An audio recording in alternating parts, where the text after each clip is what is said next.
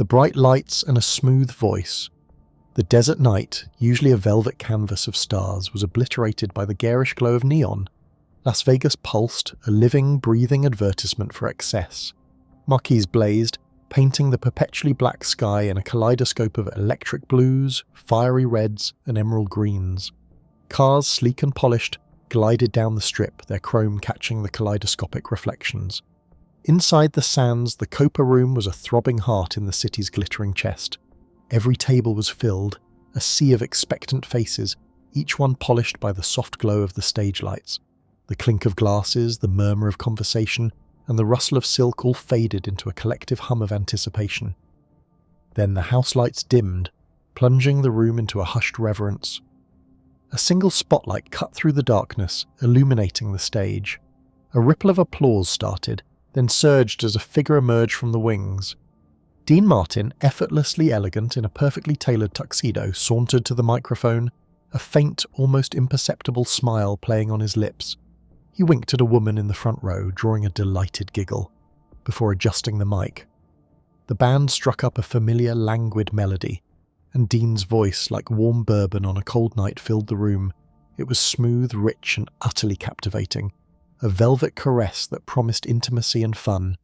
He crooned a few lines, his eyes twinkling, before pausing to acknowledge the crowd with a knowing nod. He held them effortlessly in the palm of his hand.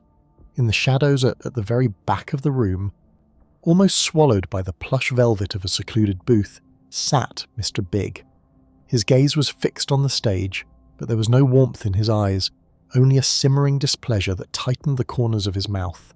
He nursed a scotch, the ice cubes rattling faintly against the glass as his grip tightened.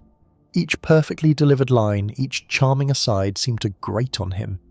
He watched as Dean took a deliberately slow sip from a glass on the piano, a theatrical gesture that drew chuckles from the audience. Mr. Big's jaw clenched. The man was late again, had been all week.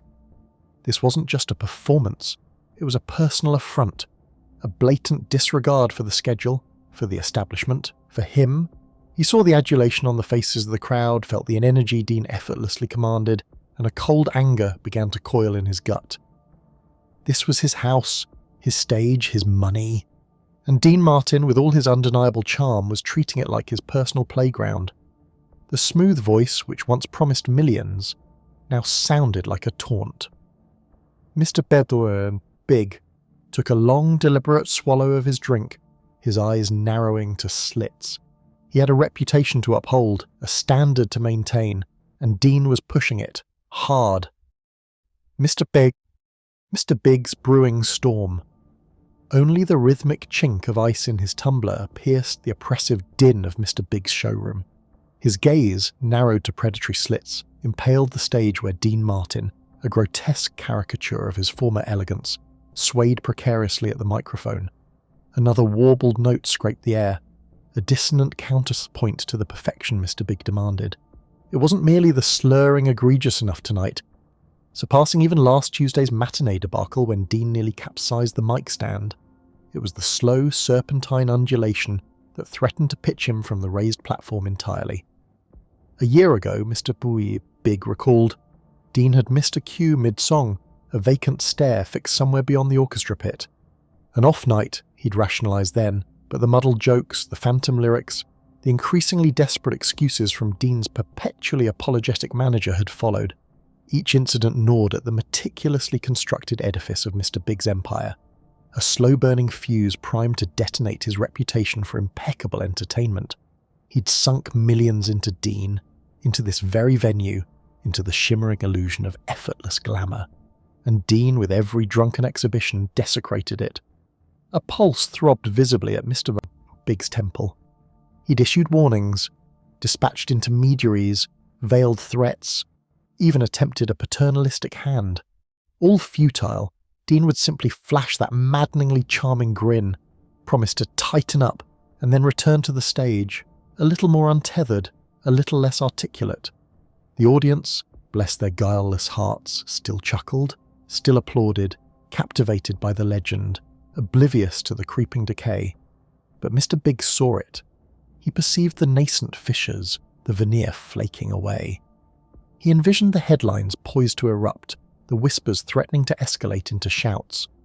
Tonight, Dean fumbled through "Memories are made of this," but the memories Mr. Big conjured were far from sentimental. He noted the sheen of sweat on the singer's brow, the way his eyes perpetually unfocused, drifting over the enraptured faces as if seeking a lost fragment of himself. This transcended mere unprofessionalism. It was a personal affront, a gauntlet thrown, the final straw splintered with a habakkning snap. Dean, mid-verse, emitted a loud, ungraceful hiccup that resonated through the suddenly hushed room. A ripple of nervous titters spread through the front tables.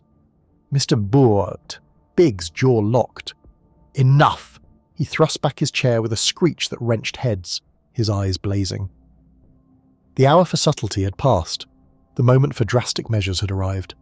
He surged down the aisle, a human storm front gathering destructive momentum, his hand already reaching for the stage entrance, for the instrument that would sever more than just a wire, the snip heard round Vegas. The spotlight, usually Dean's solitary companion, suddenly split, illuminating a looming figure striding purposefully from the wings. Mr. Big, his face a thundercloud, clutched a pair of heavy shears, their chrome glinting ominously under the stage lights. A hush, thick and sudden, fell over the opulent showroom, replacing the raucous laughter and applause that had punctuated Dean's last number. A collective gasp rippled through the seated patrons as Mr. Big reached the microphone stand, his eyes, usually calculating, now blazing with an uncharacteristic fury. Without a word, his hand shot out, not toward Dean, but directly to the microphone cord. The shears snapped shut with a violent metallic snip that echoed through the stunned silence. The sound wasn't merely a cut, it was a declaration, a severing of more than just a wire. Dean's voice, mid-croon, died instantly, leaving him standing, hand still poised, in a sudden vacuum of sound. "You're through, Martin!" Mr. Big's voice, amplified by the house system he now commanded, boomed with an almost theatrical malice. "Drunk again, aren't you? This casino is done with your drunken antics. You'll never work in this town again, do you hear me? Never!" His words, sharp and venomous, hung in the air like a noxious fog. The audience stirred, a murmur of disbelief and shock spreading through the room. Dean, however, remained utterly still. No flinch, no angry retort, no pained expression marred his famously unruffled demeanour. He simply lowered his hand from the now-dead microphone, his gaze steady, devoid of either fear or resentment. With a deliberate, almost tender gesture, he placed the severed microphone head onto the stand's cradle, as if tucking it into bed. The movement was slow, unhurried, a quiet ballet amidst the roaring pronouncements. Then, with an almost imperceptible nod to no one in particular, a subtle shift in his weight, Dean turned. His eyes swept over the bewildered faces in the front rows, a flicker of something unreadable, perhaps understanding, perhaps amusement dancing within them. He didn't hurry, he didn't rush. His walk was as unhurried and confident as if he were merely strolling to the bar for another drink. He moved toward the wings, the same path Mr. Big had taken, but with an entirely different energy. The showroom remained utterly silent, every eye glued to his retreating figure until he disappeared beyond the velvet curtain, leaving behind a severed cord, a fuming casino owner, and a palpable sense of something irrevocably altered. The vultures gather. The velvet stage curtains, still trembling from the reverberations of the casino owner's outburst, parted just enough to allow a ravenous tide of humanity to surge through. Not the adoring fans, but a different breed of beast altogether. Reporters, their faces alight with the predatory gleam of a fresh kill, swarmed the backstage area. They clutched notebooks like talismans and brandished microphones like weapons, their eyes scanning for Dean, the prime target. "Mr. Martin, a comment on your abrupt departure? Is this the end of your Vegas residency? Are the rumours of chronic intoxication true?" Their voices, a cacophony of feigned concern and thinly veiled glee, twisted through the narrow corridors. Dean, however, was already a ghost. He'd slipped away through a service exit, the cool night air a welcome balm on his flushed face. He heard the distant clamour, the metallic click of camera shutters, and a smile, faint and unreadable, touched his lips. He imagined the headlines already brewing. Dino Dunn, Vegas legend, silenced. The king of cool canned, last call for Martin. Let them write their obituaries? He knew better. He found a payphone tucked away in a dimly lit alley behind the casino's loading docks, smelling faintly of stale beer and exhaust fumes. He fumbled for a dime, his fingers surprisingly steady. The rhythmic clang of metal bins being emptied echoed around him, percussive backdrop to the quiet storm brewing inside him. He fed the coin into the slot, the sound impossibly loud in the silence he cultivated around himself. He dialed a number he knew by heart, a sequence of digits that represented a lifeline, a lever to shift the world. The phone rang once, twice. On the third ring, a gruff voice answered. "Hello? It's Dean," he said, his voice low, steady, betraying none of the recent chaos. "We have a problem, or rather an opportunity," he paused, letting the implication hang in the air, knowing the man on the other end understood the subtext of every carefully chosen word. The bastard finally did it. He cut my mic. A faint chuckle, dry as desert sand, escaped him. "Now, about that little insurance policy we discussed." Whispers and wildfire. The clatter of ice in a cut glass tumbler was the only sound in Julian Thorne's opulent office suite overlooking the strip. His assistant, a woman whose efficiency bordered on the telepathic, had just delivered the morning's most explosive piece of gossip, neatly typed on a memo. Thorne reread the single paragraph, a thin smile playing on his lips. "So, our dear Mr. Big has finally sapped," he murmured, swirling the amber liquid, cut Dean Martin's mic, mid-performance. Across town, in the hushed, velvet-lined private dining room of the Oasis, Marcus Mac Caldwell slammed his coffee cup onto its saucer, rattling the fine china. "He did what? The man's a fool. A damned arrogant fool, viper." His voice, usually a low rumble, boomed, startling the single waiter polishing silverware in the corner. "Dean Martin fired? Because he had a few too many?" Mac ran a hand through his silver hair. Doesn't he know what Dean is to this city? Word travelled like wildfire through the exclusive circles of casino ownership. From the sprawling, neon-drenched palaces to the more discreet old money establishments, the news was dissected with a mixture of shock and opportunistic glee. Leonidas Leo Costa, owner of the Colossus, leaned back in his leather chair, a Cuban cigar smouldering in an ashtray. His phone, a direct line to his head of entertainment, buzzed. "Yes, Jerry," Leo rumbled, his eyes fixed on the distant lights of Mr. Big's establishment. "I heard. An absolute catastrophe for him, wouldn't you say?" He paused, listening. "Oh, I agree. Dean's a liability, certainly, but a profitable liability. The man could read the phone book and still pack the house." Julian Thorne, still nursing his drink, picked up his own phone. "Get me Dean Martin's agent," he instructed his assistant, his voice smooth as aged whiskey. "I want to know his availability, and I want to know it yesterday." He knew Dean's reputation, the late nights, the occasional slurred lyric, but he also knew the lines around the block, the women swooning, the men wanting to be him. Dean Martin wasn't just a singer, he was an institution, a living, breathing advertisement for the Vegas dream. Mr. Big had just handed him a golden ticket to every other major stage in town. Mac Caldwell paced his office, a tempest brewing behind his eyes. "He thinks he's teaching Dean a lesson," he grumbled to his casino manager, standing deferentially by the door. "He's teaching us a lesson in how not to run a high-stakes business." He stopped, turning to face the manager. "Get me a number. Whatever Dean was making, add a 0, and tell him I'll throw in a private jet for every weekend in Palm Springs." The air crackled with the sudden, unspoken realization among the titans of the strip. Mr. Big had not just fired a star, he had put a guaranteed draw on the open market, and Dean Martin, for all his foibles, was a wildfire waiting to ignite. The ringing of opportunity. The silence in Dean's suite had been almost deafening since he'd walked off the stage. A heavy, expectant quiet, broken only by the hum of the air conditioning and the distant thrum of the city. He'd showered, changed into a silk robe and poured himself a scotch neat. The phone, a sleek beige rotary model, sat on the polished mahogany end table, a silent monolith. For 2 days it had been dormant, a stark contrast to the usual incessant chatter of his career. He'd almost convinced himself that the owner's pronouncement, echoing through the cavernous showroom, had truly sealed his fate. Then the first trill cut through the stillness. Dean paused, his glass halfway to his lips. He stared at the phone, a flicker of surprise, then a slow, knowing smile touching his mouth. He let it ring twice more before picking up.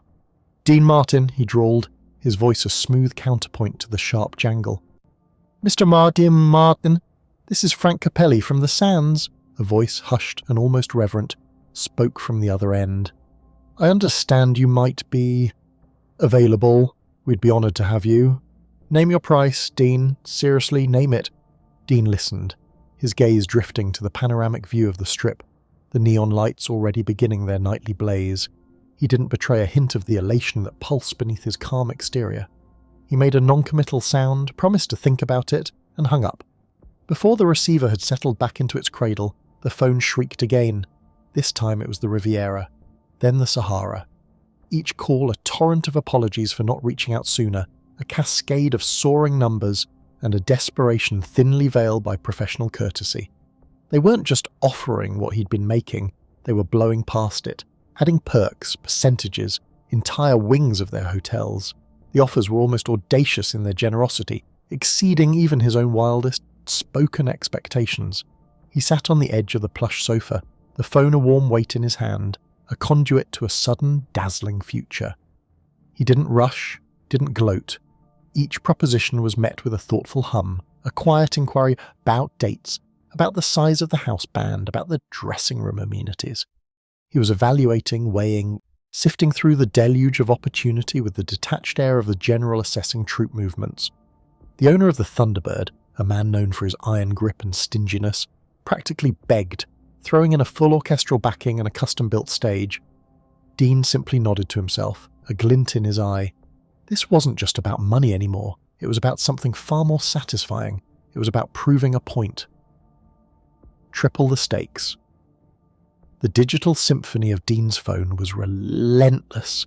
Each ping, each vibration, heralded a new notification, a fresh overture of opportunity. His email inbox, usually a sedate repository of fan mail and mundane schedule updates, now pulsed with subject lines that screamed urgent offer and exclusive engagement inquiry. The Venetian, the Bellagio, the MGM Grand. Boom. Their logos flashed across his screen in a dizzying parade, each vying for his attention, each proposing terms that made his previous multi-million-dollar contract look like pocket change. His agent, Marty, a man whose silver hair usually perfectly mirrored his unflappable demeanour, ran a hand through it for the third time in as many minutes.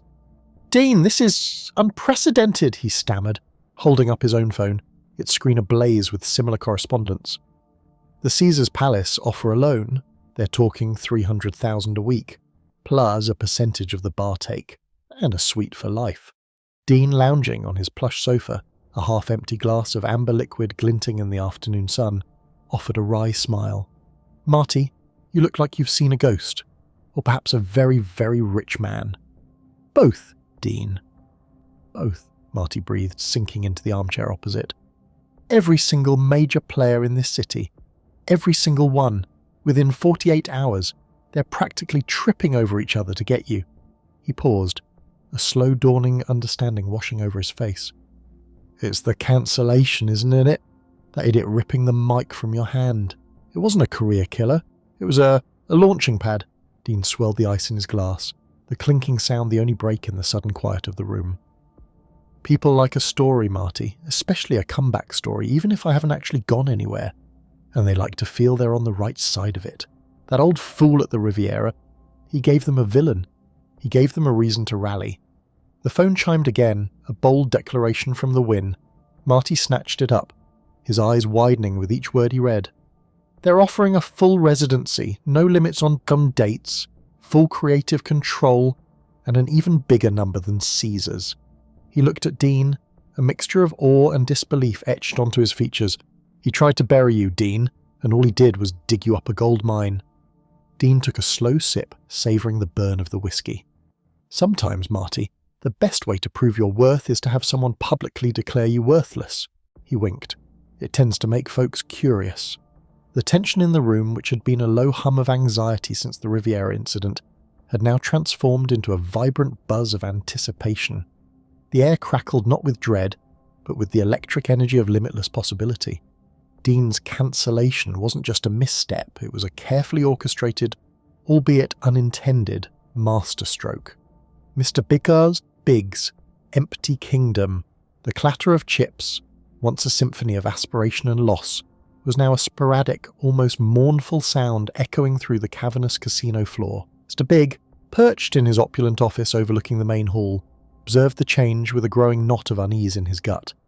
Where once a vibrant tapestry of mink stoles and sharp suits had mingled, there were now noticeable gaps, islands of empty tables amidst the shimmering lights. The slot machines, usually a cacophony of jingling victories, emitted only a sparse, tinny melody. The famed Starlight Lounge, where Dean had held court, was eerily quiet, the velvet ropes hanging listlessly, guarding an emptiness that was once unimaginable. He ran a hand over his smooth silver hair, the cool touch a stark contrast to the heat rising in his chest. A month. It had only been a month since he'd silenced Dean Martin, since he'd made his grand, foolish stand. He'd envisioned a swift return to normalcy, perhaps even a surge as loyalists flocked to his principled establishment. Instead, the opposite had occurred. The high rollers, the ones who kept the champagne flowing and the coffers full, had vanished. Their preferred haunt was now the Sahara or the sands, wherever Dean's mellifluous voice was currently enchanting. "Another cancellation from the syndicate, Mr. Big," his assistant Roger announced, his voice tight with thinly veiled concern. "The private tables for Friday are now open." Mr. Big merely grunted, his gaze fixed on a blackjack table where a lone dealer shuffled cards for a single distracted patron. The casino's reputation, once a gilded standard, was now tarnished, a cautionary tale whispered among the city's elite. Bookings for the Starlight Lounge were plummeting, no new headliners wanting to risk the same fate as Dean. The revenue charts, once a steady climb, now depicted a precipitous drop, each downward line a dagger to his pride. He'd wanted to teach Dean a lesson, to assert his authority. Instead, he'd taught himself a far more brutal one, that some kingdoms crumble not from external invasion, but from a king's own hubris. The silence in his once thriving kingdom was deafening, a testament to the true cost of his impulsive act.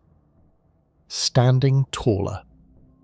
The velvet ropes parted, revealing a ballroom ablaze with the gleam of crystal chandeliers.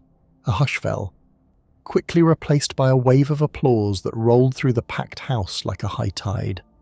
Dean Martin, impeccably tailored in a midnight blue tuxedo, stepped onto the stage of the newly christened Dino's Den at the Starlight. The spotlight found him instantly, a familiar, comforting embrace. A playful wink to the front row, a casual adjustment of the mic stand, and then the first effortless notes of "Everybody Loves Somebody" filled the air. His voice, rich and smooth as aged whiskey, resonated with a newfound depth, a quiet triumph that rippled through the audience. Each lyric was delivered with a relaxed confidence, a knowing smile playing on his lips as he surveyed the sea of admiring faces. This wasn't just a performance, it was a coronation.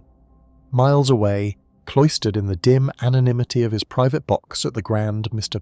Big watched the telecast with a grimace that tightened his jowls. The live feed from the Starlight shimmered on the large screen, showcasing Dean, vibrant and undeniably magnetic. The camera panned to reveal a queue stretching out the doors, patrons clamouring for a glimpse, a touch of the magic Mr. Big had so carelessly cast aside. A half-empty tumbler of amber liquid sat forgotten beside him. He saw the genuine adoration in the eyes of Dean's new audience, the easy camaraderie Dean shared with his band, the palpable excitement that radiated from the screen. The financial reports on his desk, stark and unforgiving, screamed the truth.